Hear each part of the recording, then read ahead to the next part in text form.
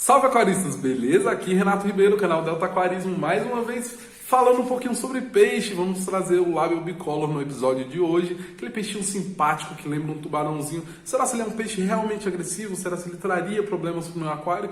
Todas as informações para criar esse peixe vai estar nesse vídeo. E se você está caindo aqui pela primeira vez, não deixe de se inscrever. Se você não conhece, a gente sempre traz um conteúdo diferente, fala um pouco de peixe, fala um pouquinho... Essa semana a gente vai trazer um vídeo bem legal sobre uma coleta lá em Manaus, coleta de peixes ornamentais, o que é muito bacana. Vocês vão ver bastante imagens e tal, como que é feito isso aí. Galera, vou soltar a vinheta, já vai curtindo aí, deixa o like aí pra gente, que isso é muito importante. Se você gostar, não deixe de comentar a nossa publicação. E se você não gostar, deixe lá no espaço dos comentários para que a gente possa melhorar. A gente quer agradar o público, a gente quer trazer informação boa. Então, galera, eu vou soltar a vinheta, na volta vocês já ficam com o vídeo do peixe, beleza?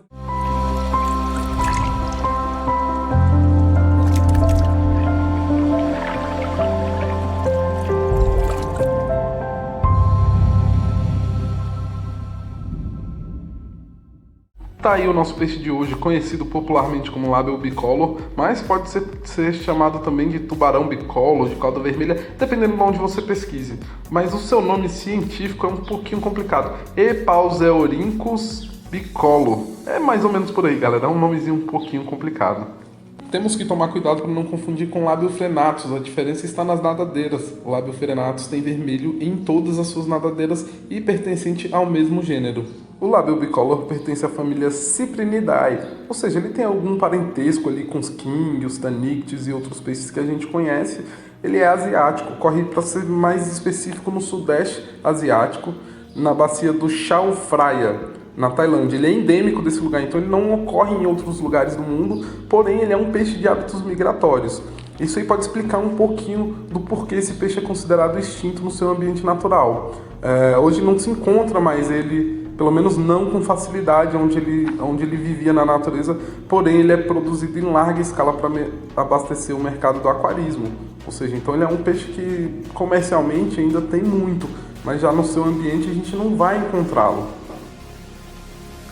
Além de ser um peixe extremamente resistente, uma coisa que eu gostaria de destacar quando se fala em parâmetros é o pH que ele suporta. Vai ali de 6,6 a 7,8, ou seja, vai te dar uma grande faixa ali, tanto mais para alcalino, um pouquinho ali entrando no ácido. Então é um peixe que você não vai ter dificuldade nessa questão. E a temperatura também é bem tranquila, vai de 22 a 28 graus, como a maioria dos peixes tropicais, né? Então provavelmente você não vai ter tanta dificuldade assim. O tamanho adulto desse peixe, comum em aquário, mais normal de se ver, digamos assim, é em torno de 10 centímetros. Mas sabemos que ele pode chegar a um tamanho máximo de 15 centímetros, que é um tamanho bem legal, se não é um peixinho pequenininho, e até por isso ele vai precisar de um aquário que tenha um tamanho legal para suportá-lo. Um aquário ideal para o Labial Bicolor, que se considera, seriam 200 litros e... Nesses 200 litros aí, o ideal é que seja pelo menos 80 centímetros de comprimento, porque ele é um peixe que não para. A gente tá vendo aí na gravação, ó, ele, em momento nenhum ele para, ele tá sempre andando para lá e para cá, andando não, né? Nadando para lá e para cá, entra na toquinha, eles gostam, eles apreciam muito que se tenha bastante toca, bastante refúgio, tanto o refúgio da luz e tal, e tanto um cantinho ali que acaba que ele vai ter um certo territorialismo ali, que vai ser o cantinho que ele vai considerar dele. Provavelmente ele vai afastar qualquer peixe que se aproxime demais ali, por mais que ele seja às vezes até considerado um peixe agressivo. Não, se você atender os padrões que ele necessita, assim, um padrão de aquário com bastante toca, eles gostam de tocas, e de preferência com bastante espaço para ele nadar, dificilmente ele virá importunar os outros habitantes do seu aquário. Sabemos também que outra coisa que pode influenciar nessa tal agressividade dele é a questão que ele é um peixe que ele naturalmente ele vive sozinho, ele não vive com companhia de outros lábios principalmente. Então torna um pouquinho difícil você manter dois indivíduos, porque o maior e o mais forte vai tender a querer dominar o outro peixe. Quando você tem um aquário e está rolando uma implicância muito grande de um peixe com o outro, principalmente esses lábios, esses peixes assim, o que o pessoal indica, de repente, é aumentar a ornamentação, colocar troncos, colocar rochas, colocar de forma que, da onde ele esteja, de repente ele escolheu um cantinho para ficar mais ali, ele não veja os outros peixes o tempo inteiro, senão ele vai perseguir e essa perseguição pode acabar em morte, até porque os outros peixes podem ficar mais estressados com perseguições, com essas coisas todas. Mas é natural também que essa agressividade dele aumente um pouquinho assim que ele chega num tamanho mais adulto, assim, quando ele chega na maturidade sexual. Isso também é uma coisa que corrobora para isso. As pessoas às vezes descrevem esse peixe como agressivo, mas não, ele não é um peixe agressivo. Dependendo da situação, ele pode ficar mais agressivo ou menos agressivo. Um cuidado especial que devemos tomar é principalmente com membros da mesma família, com membros próximos, peixes parecidos, porque essa agressividade também tende a aumentar um pouquinho nesse tipo de situação. Mas é aquela coisa, se tiver bastante espaço, tiver bastante toca, tiver realmente sentindo a vontade ali, dificilmente você vai ter problemas mais graves com esse peixe.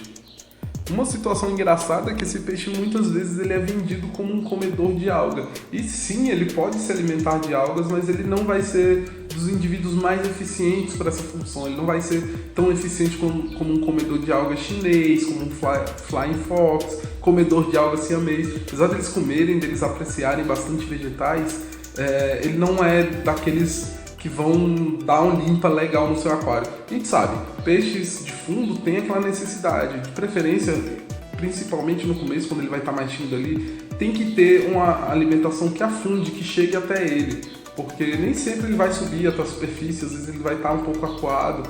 Então, com o tempo, é claro que isso tende a mudar, isso tende a se modificar, mas assim, os peixes de fundo requerem rações ideais para eles. E ainda falando da alimentação, ele é um peixe onívoro, mas no seu ambiente natural ele é essencialmente herbívoro, ou seja, ele vai gostar bastante de proteína vegetal ali. Se você puder oferecer uma abobrinha, um chuchu, vai ser de acordo com o que ele aceitar ali também, né? Porque a gente sabe que isso varia de indivíduo para indivíduo. Mas, por exemplo, uma excelente opção são as ervilhas descascadas, são um ótimo alimento. Peixes como os lábios, os próprios quíndios, eu aqui na minha casa eu dou para os severos. Então é uma ótima fonte de proteína vegetal. Então forneça assim pelo menos uma vez por semana proteína vegetal para eles, porque eles precisam. É bastante necessário para eles e, claro, vai ajudar na coloração, vai ajudar ele a se manter cada vez mais saudável. E esse não é um peixe que rejeita a ração. Dificilmente ele vai rejeitar. Normalmente ele aceita alimento seco com muita facilidade. Além da proteína vegetal, que a gente sabe que ele aprecia bastante na natureza, também ele pode se alimentar de alevinos, invertebrados, insetos, larvas. Tudo isso aí pode ser alimento para ele. Por isso que é considerado sim um animal onívoro, mas essencialmente herbívoro. Ainda falando um pouquinho sobre o ambiente natural desse peixe, ele vai preferir areia, uma coisa mais fininha. Nos rios onde ele é encontrado ou era encontrado, há uma água bem barrenta, bem escura, onde não há grande visibilidade, e eles vivem em locais onde tem bastante toca, bastante refúgio, assim como você vê nesse aquário aí, ó. A volta e meia ele tá aí em cima dessa toquinha, é meio que o ambiente já que ele escolheu para ele, o cantinho dele, para ele defender, para ele dizer que é a casa dele mesmo. Um fato que talvez explique que esse peixe seja considerado extinto no ambiente natural é que ele é endêmico de um rio, né, o Chalfraia, como eu expliquei para vocês. Quando você fala do lábio frenatus, ele já ocorre também na bacia do rio Mekong. E normalmente quando acontece esse tipo de coisa, um peixe deixa de existir no seu ambiente natural, principalmente assim, um peixe que é de hábitos migratórios como ele, que dependendo do clima, período de chuva e tudo mais, ele vai migrar para outros ambientes, vai desovar em outros ambientes que de repente pode até secar em determinada época do ano, mas normalmente, quase sempre, esse tipo de situação está ligado à ação do homem. Quando você constrói barragem, constrói represas, moradias muito próximo do ambiente natural do peixe, e tudo isso aí contribui para que ele seja considerado extinto, né? Que ele suma, que ele vá aos poucos diminuindo sua população na natureza. Falando um pouquinho sobre o dimorfismo sexual, quem é macho e quem é fêmea ali, é um pouquinho complicado de saber. É sabido que as fêmeas costumam ser um pouquinho maiores e a região da barriga é mais acinzentada, ou seja, tem uma cor mais clara ali.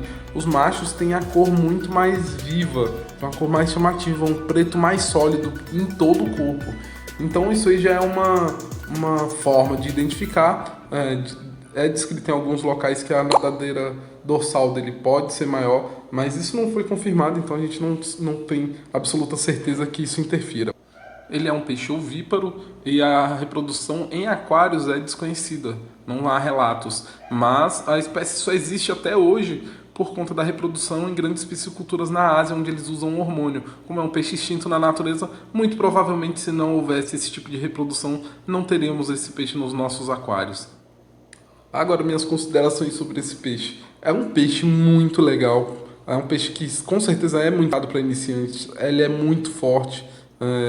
Claro, assim, tem aquela questão da agressividade que a gente pode contornar, né? Na verdade, ele não é um indivíduo que por si só é agressivo. Então, se você gosta de um movimento, de um peixe que seja um pouco mais agitado ali, que não para igual ele, por exemplo, já saiu da toca, já nem tá mais próximo à toca.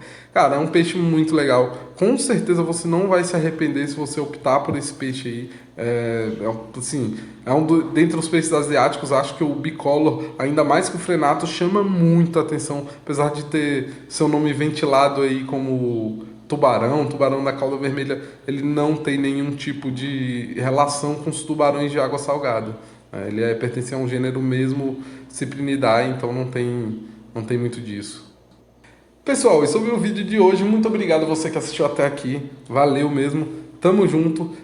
Tenho um agradecimento a fazer a Daniele, que se deu essas imagens aí, imagens super bacanas do peixinho dela. Ficaram bem bacanas, ajudaram demais aqui. E a fonte que utilizamos foram Aquarismo Paulista e Wikipédia mais uma vez. Então, galera, um abraço a todos e nos vemos no próximo vídeo.